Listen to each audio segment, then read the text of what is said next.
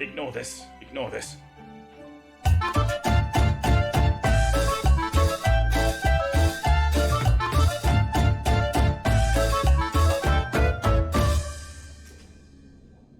All right, settle down, everyone. Settle down. Settle down. Roger, at 10:02, 10:01 probably, has decided that we should explain a joke. So we're all in detention now. We're all in the Breakfast Club. Don't you forget about me. He has a joke. So my main issue with the Jedi Council are all the LTNs, and missed bin collections. Okay, Roger. Just before I launch into this, what's an LTN? What's an LTN? I'll start on the Jedi Council. Okay, so in 1970, I want to say 9, a film came out called Star Wars. It was called Star Wars. That was its name. It was called Star Wars. Its name changed later because they did a sequel to Star Wars called Empire Strikes Back. But no, it wasn't just called Empire Strikes Back. No, it was called Episode 5. Empire Strikes Back, and retrospectively, the film Star Wars became Episode 4. A New Hope. Did get called, and then Star Wars. Oh, hello. I can't write. I'm too tired to write. Star Wars Episode 5. And then there became Episode 5 begat Episode 6, Return of the Jedi, which begat the straight-to-television Wookiee, not Wookiee.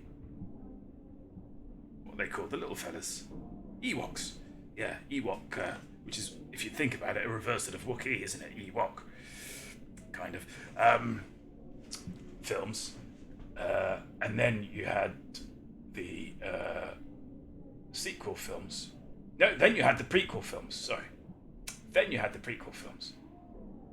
And I think I'm right in saying that the JC word never came up until we got to that. Right, so basically Star Wars Episode 4, little farm boy, little farm lad growing up on a planet,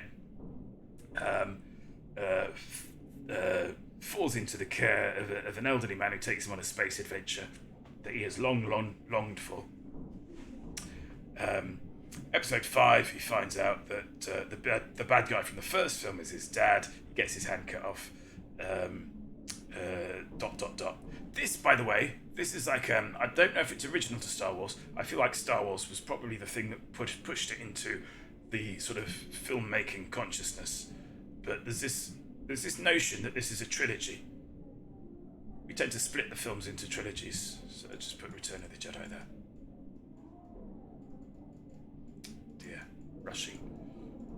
Okay, we tend to think of this as a trilogy, but it's not really.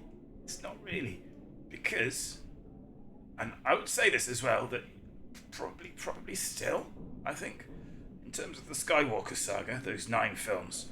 So that's the prequels that came out after this run, and the sequels that came out after the prequels. Never mistake a Wookiee for an Ewok. They don't like it. Yeah, you don't want to make them angry. This is a single story. Yeah, this is basically local farm lad becomes a knight, saves the princess from the castle, gets a medal, and a little slightly weird smile. The end. Okay. That's a story. That's a story, yeah. Star Wars Episode 5 is not a story. The story for Star Wars Episode 5, right, is Luke Skywalker goes and has some training. His friends get tortured to bring him out of training so that he stops his training. He goes to fight the bad guy again. Bad guy tells him his father. He gets his hand cut off. He gets picked up by the Millennium Falcon.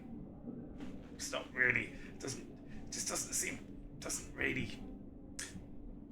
in my mind, it does not work. What this is what we have is, and we're going to use Roman numerals so we don't get confused, is 1 followed by 2A and, way over here, 2B. See, this is one story, this is the other story, and they're linked. They're linked, certainly. But yeah, episodes 5 and episode 6 don't really stand together. It's basically what you have here is a load of stuff being set up in episode 5 and then being paid off in episode 6. Yeah. So this is basically, I guess, Act 1. And Return of the Jedi is Act 2 and 3. There. If you're going for your full Aristotelian 3-act structure, I would say that was correct. I assumed we'd get an explain to next stream or quick explain. No, we've got to go a deep dive. Anyway, I've not checked this. But I've got a feeling that okay, so basically, the wizard that rescues the farm boy and turns him into a knight he ascribes to a magical system called the Force, which is the central tenet of the Jedi. And I think they just refer to as the Jedi as a bunch of warriors that used the Force years ago. I thought which interestingly as well, the Empire has suppressed in the space of 20 years, I think it is, kind of suppressed the knowledge of the Jedi. So a lot of people just take it from myths. Because Hope is the real character in Star Wars. Let's not forget that. But anyway, in the 90s or noughties, 90s, it was the late 90s and the noughties.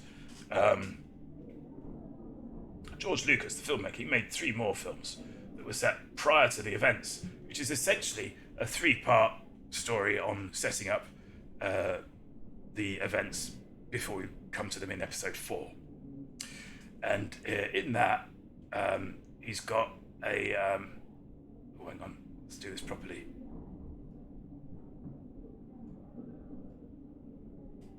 Oh, let's take that back. Where's my undo gone?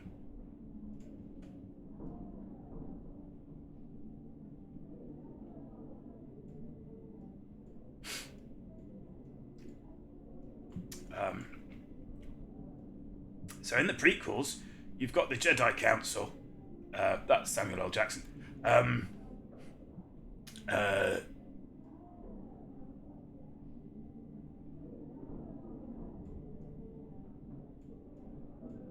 know who that is. So yeah, you've got this. You've basically got a situation where you've got all these Jedis that are basically getting up to stuff. Theoretically, they're there to kind of smooth things over diplomatically. They go in and sort of sort situations out that need sorting out, as requested by the Republic. And that's the Jedi Council, right? So this is council in the sense of a body of people who convene in order to discuss and enact courses of action for the betterment of a greater populace. That's essentially what council is in this context. Okay, so as I say, they would be going into safeguard trade negotiations, or if there was some kind of bad despot on the rise somewhere, they might be asked to go in and sort of sort things out there. We don't really learn much really about what the day-to-day missions are outside of diplomacy. It's odd. It's kind of like they push the diplomacy stuff, and again, this is another aspect of why the Jedi might not be as good as is made out.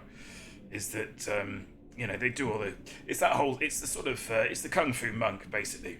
It's like, well, you're committed to peace, but you're learning how to fight. And anyway, I'm getting off the beaten track here.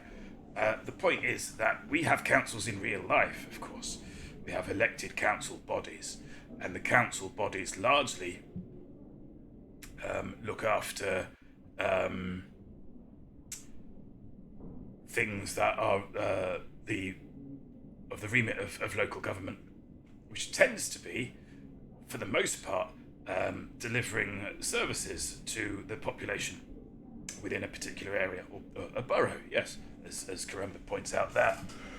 And so what Roger is doing for comedic effect here is he's suggesting that the Jedi Council fulfilled a similar position, and actually it was the Jedi Council who, as would a council in real life, arranged for the waste collection and processing. So it would be down to them to work out when the bin collections were happening, and also to maintain that the bin collections were being carried out to a satisfactory level.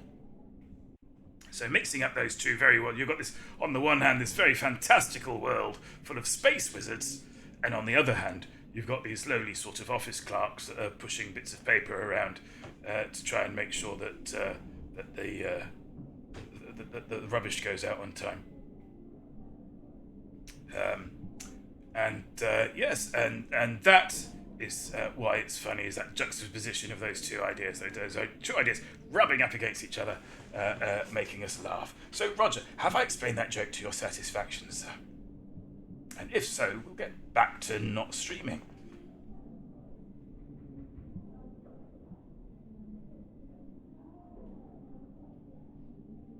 I think Roger might have gone to bed. Indeed you have, as always. Thank you. I'm pleased to hear everyone's... Oh, yeah, we'll leave that till after. Okay.